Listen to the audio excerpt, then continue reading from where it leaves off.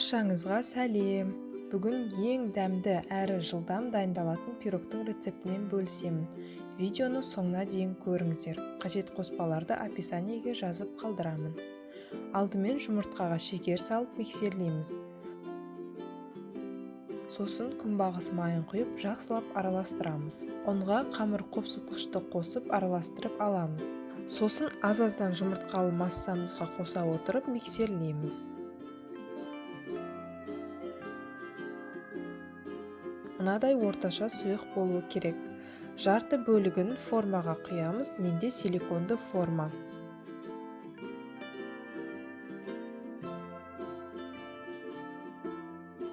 Сосын көрсеткенімдей ортасына варенка салып шығамыз.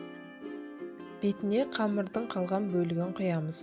180 градуста 30 минутта пісіреміз.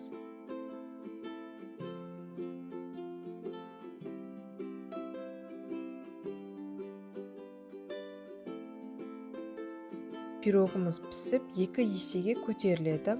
Тарелкаға төңкеріп кішкене суығанша қалдырамыз. Пирогымыз дайын.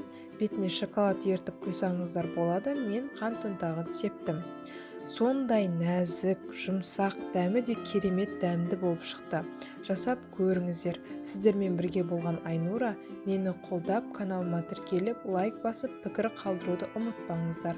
Назарларыңызға рахмет.